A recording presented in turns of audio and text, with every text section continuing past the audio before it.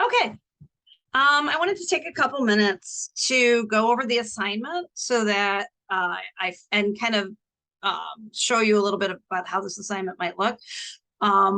Because I had to delay the office hours today. So let's just go over what the digital reading assignment is going to look like, the pieces of it. I'll give you kind of a little bit of a model of what it might look like, and hopefully that'll answer the questions that you have. But certainly you can reach out to me if it doesn't. So first of all, just so you know, where does this come from? This is a topic that I think is really critical, especially when we're talking across disciplines. Teaching our students how to do research, conduct research is really important. Research has obviously turned into also being able to evaluate digital sources. So it kind of goes hand in hand with all these discussions that we have about media literacy, because so much of our information that we get, even when we do formal research, academic research actually comes from digital sources, social media, things like that. So it will kind of play, it goes hand in hand with a lot of the larger discussions we're having in society. But so what is this going to look like? Well, I'm going to pull up now. Remember, I decided to give you a window where nothing new is due. Everything is going to be due. Steps 1 and step 2 are, well, part 1 and part 2 are actually going to be all due on the 16th. So let's talk about what those pieces can look like. And I want you to do your best to do them in order, in part because part of this is about discovery. So I have set things up in an order where what you're doing and then the information that you're gaining in the next step will help you hopefully to start to develop an understanding and synthesize what you experienced with what you learned, because we all know that the more that we can bring our own experiences into our new learning, the more the learning is meaningful and purposeful, right? So let's talk about the steps that are going to be due for part 1. Okay, and this is the bigger of the two pieces, if you will. The first thing you're going to do is I give you the scenario where you're going to pretend like you're a 9th grade teacher. And this is just a typical assignment, perhaps. You're going to do a research on alternative energy sources. So you're going to, even if you're an art teacher, kind of bear with me. I know it might be hard, but let's say that you're working in a cross-disciplinary and your students are talking about alternative sources. And what your students do, as is pretty typical in a classroom, somebody might come in and say, Mrs. Walsh-Moorman, I have this article on wind energy. Do you think that this is a good source? So what I would like you to do is I'd like you to take this link, okay? And I'd like you to pretend a student gave you this and said, can I use this? What do you think? And I'm going to show you what that might look like, okay? So I put up here this article, Denmark's 41 menu, okay? $1.41 menu, sorry, I can't read. Denmark's $1.41 menu, got it, okay. So what I would do is, let's say that I'm doing something very similar. I'm teaching 9th grade, we're working on a cross-disciplinary lesson on work, maybe.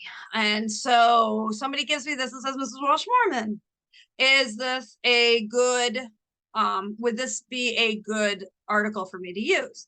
What would I do? How would I as a teacher respond to that? What are the things that I would look at with my student to help them? And I'm going to give you a frame of reference. When I taught, I should put this one second. I had it.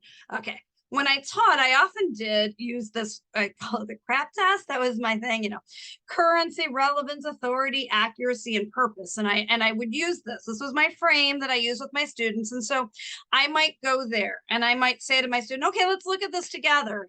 So the first thing you're going to do is you're going to screencast what conversations would you have with your student as they were asking you to help them. So I might, in my screencast, if this was my assignment, I would say, okay, my student has brought me this article, Denmark's $1.41 menu. These are the things that I would do if they wanted my opinion. They wanted me to help them to decide if this was a good resource. First thing I would ask them to notice is I would ask them to look at the date. And I would ask them to comment on what their thoughts are about that date. I would hope that they would start to recognize, ooh, this is getting kind of old. This is 10, this is 8 years old. Maybe that's not the most current, right? So I would try to get them to look at that. Now, I would walk them through the article together, and I would want to point out some aspects of the article with them. So I would show them that this links to a New York Times profile. I would ask them what they know about the New York Times. I would tell them, so what I would talk to them about the New York Times being a paper of record. I would talk about the New York Times as a newspaper organization. I would talk about the fact that the New York Times is often behind a paywall and what that means. And so I would have my students, if we were looking at this article, I would have my students consider that, right? Okay.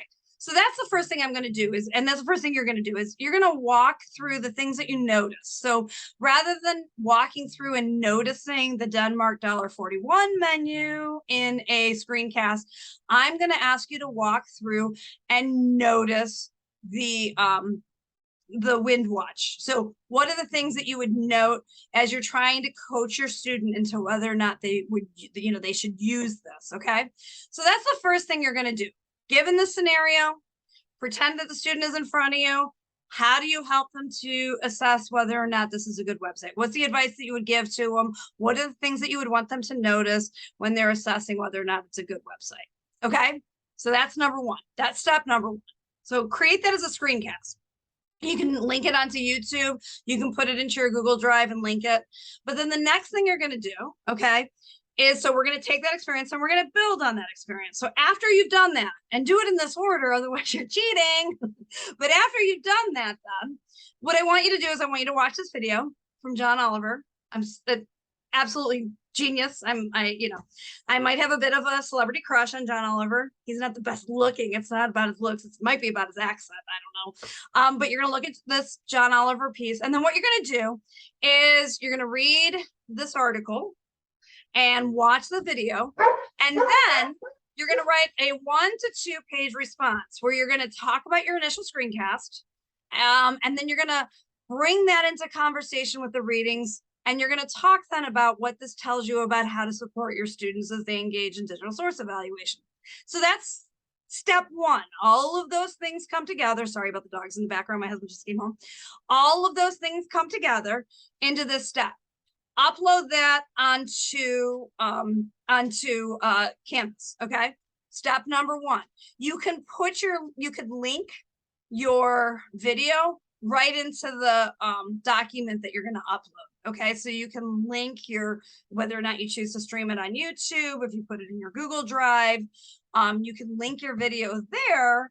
And then I have the video, I can watch a screencast, then I can look at your notes. Okay, so that's the first assignment that you're going to do. And instead of having it spaced a week apart or whatever, I'm going to give you this whole next 2 weeks to do this so you can pace it the way that you want, because I recognize that some of you are just feeling overwhelmed and this gives you more control, right? So that is the first part of the assignment. Then what I want you to do, okay, is I want you to, I think it's down here. Let's see where it's at. Lateral reading and digital source evaluation annotation. Then after you've done that document, upload it. Then the next piece you're going to do is you're going to simply almost like consider perusal as your example. You're going to annotate your own work, meaning that reflection paper that you did in step one, I'm going to build part one. Now here's part two. So you experienced that you had this experience, the shared experience that the rest of your classmates had. Now I'm going to add some more information. And this time I'm going to kind of bring in some of the heavy academics here. So I'm going to bring in people from the Stanford History Education Group, which some of you history majors are going to be like, oh, that's exciting. That's great, because we all know how good their work is, right? So what you're going to do is you're going to add then onto that reflection, you're going to annotate after you've read, you're going to play perusal yourself, okay? And so what you're going to do is you're going to answer these questions through annotations. You could write them and then you could scan it, or you could opt to put them into Google Docs. So what you're going to need to do though is upload twice. So the first time you upload, the first assignment that you upload, maybe put it into a PDF, right? or make a copy for the second step.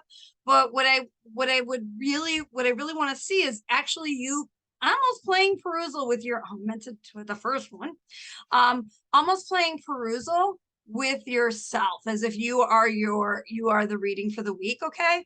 And you're going to take this document that you write. You're going to take this document and then you're going to annotate and help me to see how the additional reading extends or challenges the thinking that you have after the first step of the assignment. Okay. So basically you're going to have 3 pieces to it. The first piece is going to be the screencast, where you're going to role play what you would say if your student came to you and said, should I use this? Second thing you're going to do is you're going to write your reflection after you've watched a video and gotten a little bit more background. Third thing you're going to do is do this all over again after you get even more, but you're going to do it in terms of annotations. I don't want you to feel like you have to keep writing full essays about this. We're just building off of what we're learning and as we go. Okay. So I'm going to stop sharing and say, if you have further questions after this, please let me know. You can text me 440-668-9906. Certainly you can consider going to the